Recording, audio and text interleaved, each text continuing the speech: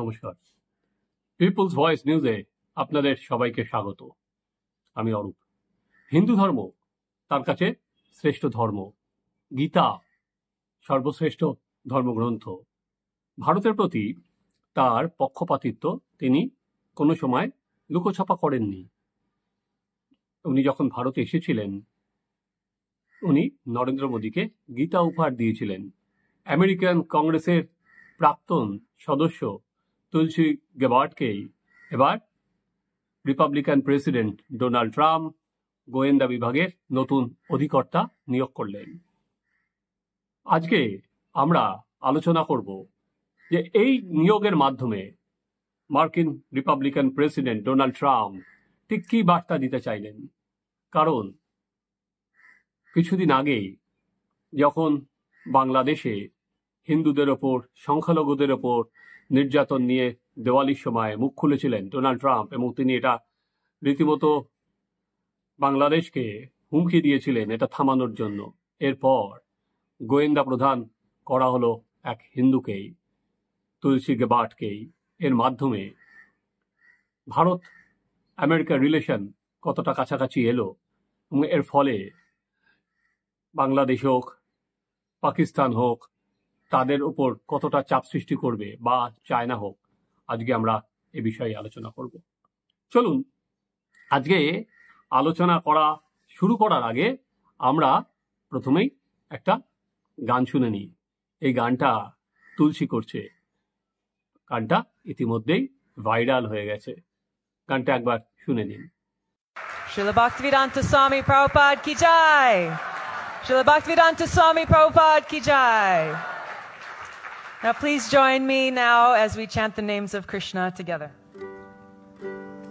Hare Krishna, Hare Krishna, Krishna Krishna, Hare Hare, Hare Rama, Hare Rama, Rama Rama, Hare Hare. আপনারা শুনলেন গানটা তুলসী গেবার্ডের নিজের কণ্ঠে। উনি এবার যিনি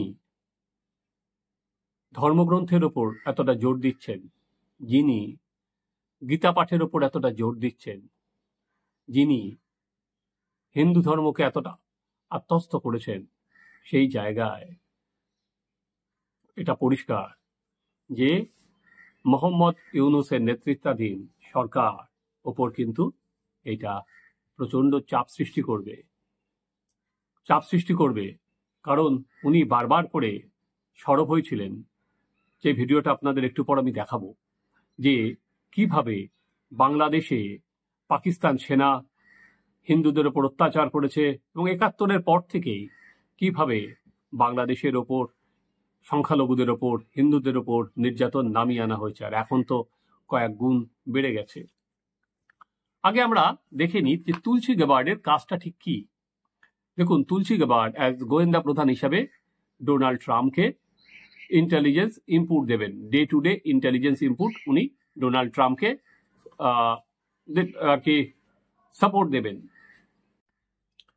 এর ফলে ইন্টেলিজেন্স ইনপুটে যেটা আসবে, যে আজকে সংখ্যালঘুদের নির্যাতন, যেটা ডোনাল্ড ট্রাম্প বারবার করে বলেন যে সংখ্যালঘুদের নির্যাতন নিয়ে উনি উদ্বিগ্ন, ফলে ইন্টেলিজেন্স ইনপুট যখন দেবেন তিনি নিঃসন্দেহে এটা দেবেন। দ্বিতীয়ত, যেহেতু উনি ভারত বন্ধু হিসাবেই স্বীকৃত, ওখানে গুরপত সিং পান্নুকে নিয়ে আমেরিকা কি স্টান্স নেয় সেটা কিন্তু দেখা।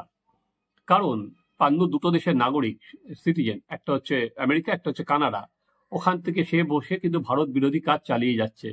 এবার তুলসী আসার পর কতটা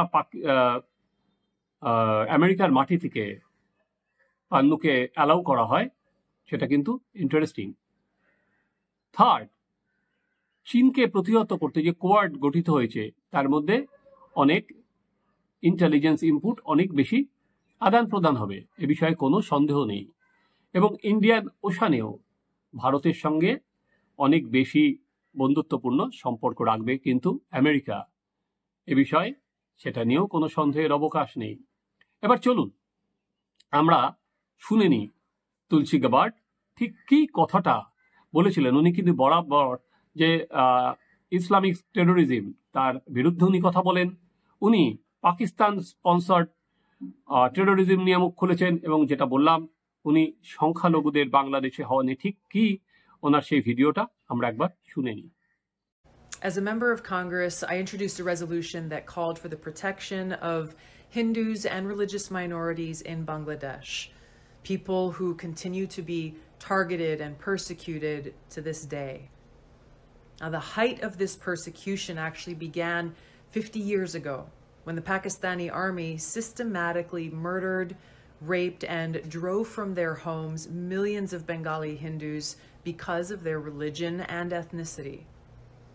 On March 25th, 1971, was the beginning of a systematic targeting of Hindus in Bangladesh by the Pakistani military. It began in Hindu neighborhoods and villages, first at Jagannath Hall, which was a Hindu dormitory in Dhaka University, where 5,000 to 10,000 people were killed on that first night alone. This genocidal campaign continued for 10 months, resulting in 2 to 3 million people killed, hundreds of thousands of women and girls raped, and more than 10 million forced to flee their homes. U.S. Senator Ted Kennedy went to visit the Bangladeshi refugees at that time and said, quote, "Nothing is more clear or more easily documented than the systematic campaign of terror and its genocidal consequences launched by the Pakistan Army on the night of March 25th.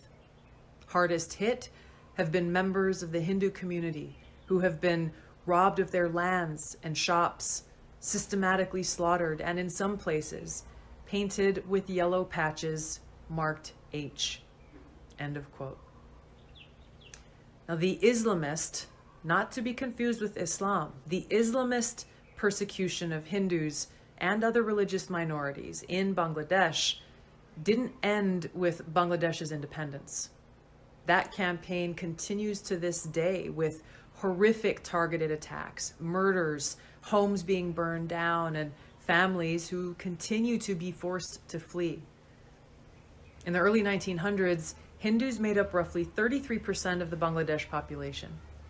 Because of this persistent Islamist campaign targeting Hindus, just 8% of Bangladesh's population are Hindus today.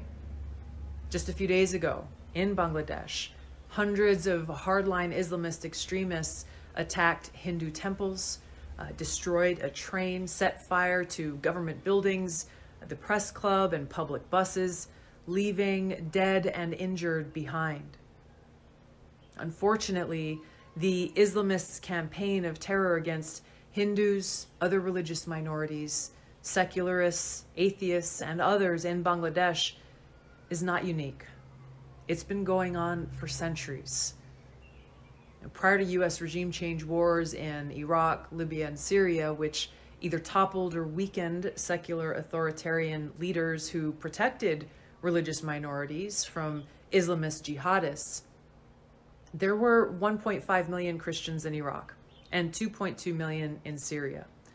Now there are an estimated 200,000 to 300,000 Christians in Iraq and 450,000 in Syria.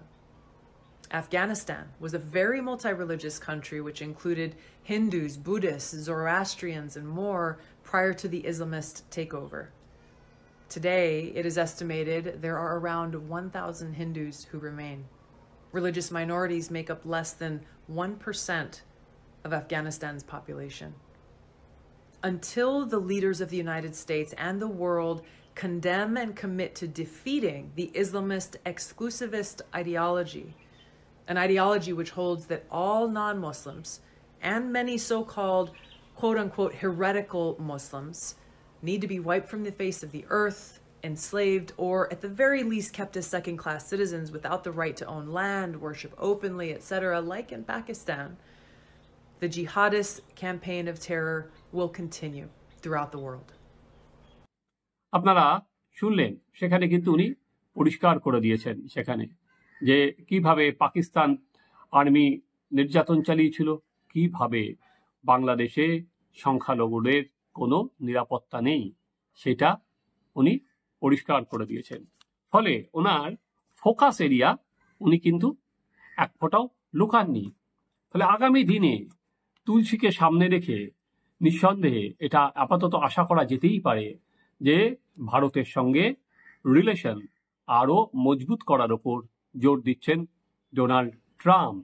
কারণ এই মুহূর্তে ভারত কিন্তু বিশ্বের অন্যতম প্রধান শক্তি এবং আজকে চীনের বিরুদ্ধে একটা বলা যেতে পারে শক্তিশালী প্রতিরোধ গড়তে গেলে চীনের আগ্রাসনের বিরুদ্ধে, সেটা শুধুমাত্র তো যুদ্ধ নয়, সেটা বিজনেস নিয়েও হয়, সেই আগ্রাসনের বিরুদ্ধে একটা প্রতিরোধ গড়ে তুলতে গেলে ভারত এবং আমেরিকা আগামী দিনে তাদের মতো করে অনেক কাছাকাছি আসবে এবং সেখানে দাঁড়িয়ে তুলসী একটা ভাইটাল রোল প্লে করবে। চলুন আমরাও দেখি তুলসীকে গোয়েন্দা প্রধান করার পর পাকিস্তান বা বাংলাদেশ বা অন্য জায়গায় যেখানে হিন্দুদের ওপর আক্রমণ হবে তারা কতটা সেফ থাকেন। কারণ যেখানেই কিছুদিন আগে আমরা দেখেছিলাম কানাডা মন্দিরে সেখানে আঘাত করা হয়েছিল, তো সেটা নিয়েও তুলসী যেখানেই হিন্দুদের ওপর আক্রমণ নেমে আসে তুলসী কতটা সরবন, কারণ গোয়েন্দা প্রধান সরব হলে সেই দেশের ওপর কিন্তু অনেক গুণ চাপ বাড়বে। আপনারা দেখুন আমাদের চ্যানেল সাবস্ক্রাইব করুন, আপনাদের মতামত জানান।